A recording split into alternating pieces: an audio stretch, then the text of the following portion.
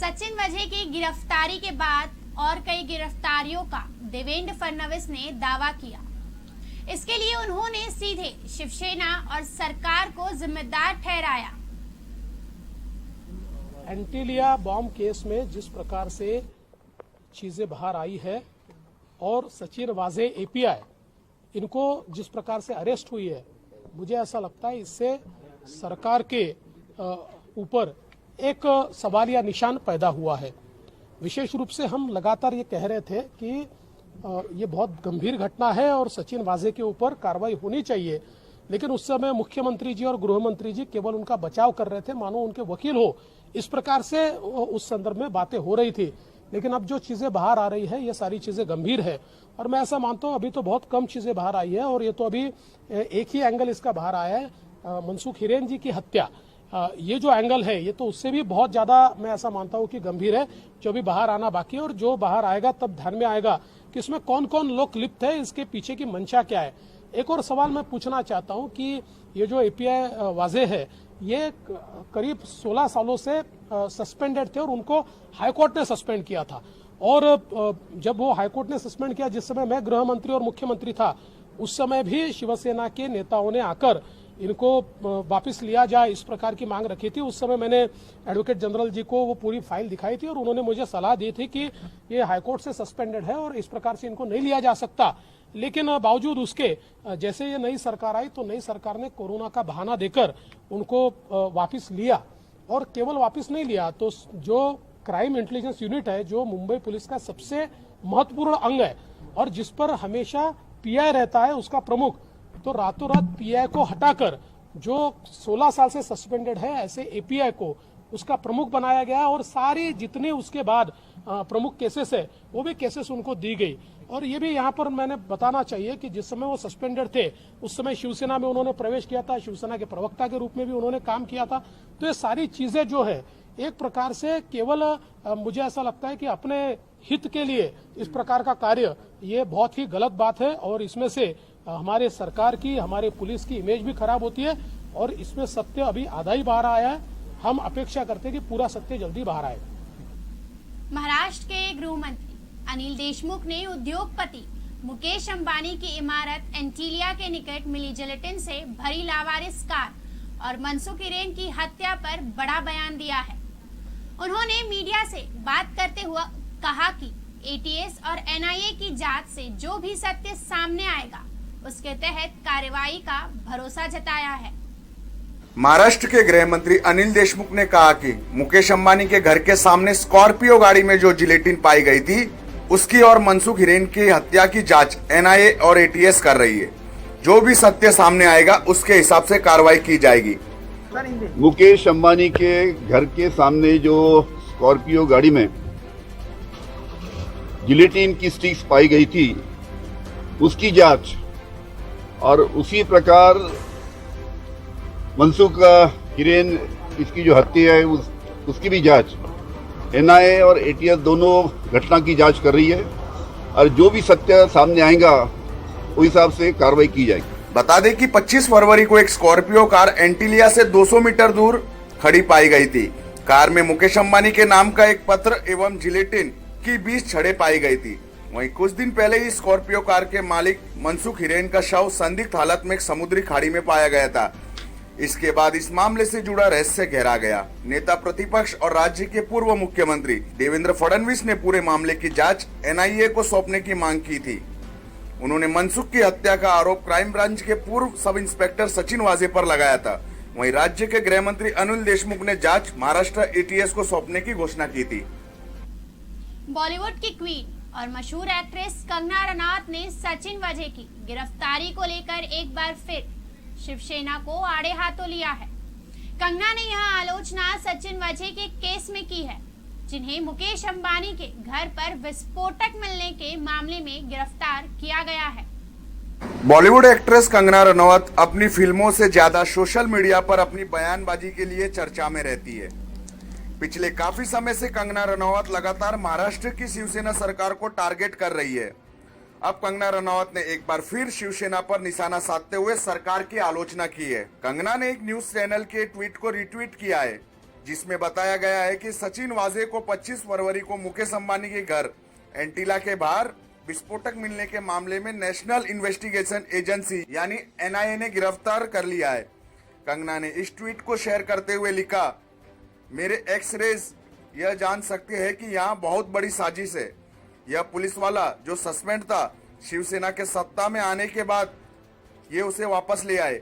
अगर ठीक से जांच की जाए तो बहुत से भेद सामने आ जाएंगे, मगर इससे महाराष्ट्र में सरकार भी गिर जाएगी।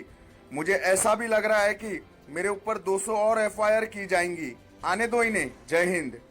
बता दें कि पिछले काफी समय से कंगना रनौत और महाराष्ट्र की सत्ताधारी पार्टी शिवसेना के बीच 36 का आंकड़ा बना हुआ है। कंगना ने सुशांत सिंह राजपूत की मौत के बाद मुंबई की तुलना पाकिस्तान के कब्जे वाले कश्मीर से कर दी थी और मुंबई पुलिस के बारे में आपत्तिजनक शब्दों का इस्तेमाल किया था। इसके बाद कंगना और शिवसेना के नेता संजय राउत के बीच काफी जुबानी जंग चली थी। बाद में इस मामले में कंगना के ऊपर राजद्रोह का मुकदमा भी किया गया था। शिवसेना के साथ जुबानी जंग के बाद बीएमसी ने कंगना के ऑफिस में जमकर तोड़फोड़ भी की थी। बीएमसी ने कहा था कि कंगना ने गैरकानूनी तरीके से अपने ऑफिस में कुछ कंस्ट्रक्शन कराया था। हालांकि जब यह मामला हाईकोर्ट में पहुंचा तो वहां कंगना को राहत देते हुए बीएमसी को ही कटघरे में खड़ा किया गया। कंगना पर महाराष्ट्र के मुख्यमंत्री उद्धव ठाकरे के खिलाफ अपमानजनक टिप्पणी करने का मामला भी चल रहा है। सचिन वजह की गिरफ्तारी से महाराष्ट्र की सियासत में भूचाल आ गया है। शिवसेना के नेता और राज्यसभा सांसद ने वजह की गिरफ्तारी पर सवाल उठाए हैं। उन्होंने केंद्र सरकार पर राज्य सरकार को अस्थिर करने का गंभीर आरोप लगाया है। एंटीलिया केस में एक के बाद एक खुलासे हो रहे हैं। मामले में बड़ी कार्रवाई करते हुए राष्ट्रीय जांच एजेंसी यानी एनआईए ने मुंबई पुलिस अधिकारी सचिन वाजे को गिरफ्तार कर लिया है। इसे लेकर महाराष्ट्र की राजनीति में भूचाल आ गया है। शिवसेना नेता संजय राउत ने वजह की गिरफ्तारी पर सवाल उठाए हैं। संजय राउत ने कहा कि वो अच्छा अधिकारी है। उन्होंने केंद्र सरकार पर जांच एजेंसियों के जरिए महाराष्ट्र सरकार को अस्थिर करने का भी गंभीर आरोप लगाया है। उधर महाराष्ट्र बीजेपी ने वाजे का नार्को टेस्ट करवाने की मांग कर डाली। संजय राउत ने कहा, हम एनआईए का सम्मान करते हैं, लेकिन हमारी पुलिस भी इसे कर सकती थी।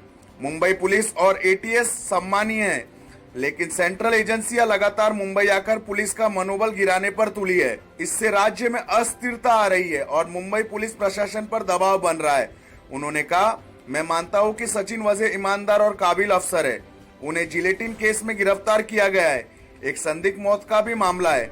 मामले की जांच की जिम्मेदारी मुंबई पुलिस की है। किसी सेंट्रल टीम की जरूरत नहीं है। शिवसेना के मुखपत्र सामना के संपादकीय में संजय राउत ने लिखा कि मुंबई पुलिस की जांच पर राज्य के विपक्ष के नेता आरोप लगाते हैं, पुलिस का मनोबल ही तोड़ देते हैं। यह राज्य व्यवस्था पर दबाव लाने का प्रयास है। इस दबाव के चलते ही पुलिस और प्रशासन विपक्ष के नेताओं को गुप्त जानकारी मुहैया कराते हैं। ऐसा होना सरकार के लिए शुभ संकेत नहीं है, लेकिन सभी को पानी में ही रहना है। मगर मत से बैर क्यों करना? ऐसा सबको लगने लगे तो राज्य का प्रवाह दूषित हो जाएगा। वहीं महाराष्ट्र के गृह मंत्री और एनसीपी नेता अनिल देशमुख ने कहा, स्कॉर्पियो कार में जिलेटिन स्टिक और मनसुख हिरेन मर्डर केस की जाँच एनआईए और एटीएस कर रही है। जो सच निकलेगा उसके आधार पर एक्शन लिया जाएगा। मुकेश अंबानी के घर एंटीलिया के बाहर विस्फोटक से लदी गाड़ी के मामले की जांच में हर दिन हैरान करने वाले खुलासे हो रहे हैं। मामले में अब यह पता लगा है कि शनिवार रविवार रात जिस गाड़ी को जब्त कर एनआईए लाई थी, वह एंटीलिया कांड से जुड़ी सीसीटीवी फुटेज में भी देखी थी। यह वही इनोवा कार है विस्फोटक से भरी स्कॉर्पियो के करीब जो नजर आई थी। हालांकि अभी तक इसकी पुष्टि नहीं की गई है कि यह वही इनोवा गाड़ी है जो 25 फरवरी को अंबानी के घर के बाहर खड़ी होने से पहले विस्फोटक से भरी स्कॉर्पियो गाड़ी का पीछा कर रही थी। एनआईए सूत्रों का कहना है कि बीती रात जिस गाड़ी को जब्त किया गया था वह वही गाड़ी है जो सीसीटीवी कैमरों की फुटेज में दिखी थी। पुलिस अधिकारी के मुताबिक केस में मुंबई पुलिस ऑफिसर सचिन वाजे की गिरफ्तारी के कुछ देर बाद ही पेडर रोड स्थित एनआईए के दफ्तर में एक इनोवा लाई गई थी। इस गाड़ी पर MH01 ZA 403 नंबर प्लेट लगी थी और इसका रियर विंडशील्ड पर पुलिस लिखा था। इससे पहले राष्ट्रीय जांच एजेंसी यानी एनआईए ने एंटीलिया केस में महाराष्ट्र पुलिस के अधिकारी सचिन वाजे को गिरफ्तार कर लिया था। एनआईए के अधिकारियों ने सचिन वाजे से 12 घंटे तक कड़ी पूछताछ की और ठाणे की अदालत ने सचिन वाजे को अंतरिम जमानत देने से भी इनकार कर दिया था। एनआईए के अधिकारियों ने कहा कि विस्फोटक मामले में शनिवार की सुबह सचिन वाजे को जांच के लिए बुलाया गया था। वह पहले जांच की कमान संभाल रहे थे और स्कॉर्पियो का इस्तेमाल करने के लिए उनका नाम सामने आया था। एनआईए का कहना है कि मामले में उनकी संलिप्तता सामने आई है। एनआईए का कहना है कि मामले में उनकी शामिल होने की खबर सामने आई है। 25 फरवरी को मुकेश अंबानी के घर के बाहर एक स्कॉर्पियो गाड़ी संदिग्ध हालत में मिली थी। गाड़ी में जिलेटिन की 20 से 25 छड़ें थी और एक धमकी भरी चिट्ठी भी थी। News desk metro Mumbai. Metro Mumbai पर खबरों का सिलसिला जारी है। बने रहिए हमारे साथ, देखते रहिए मेट्रो मुंबई। नमस्कार।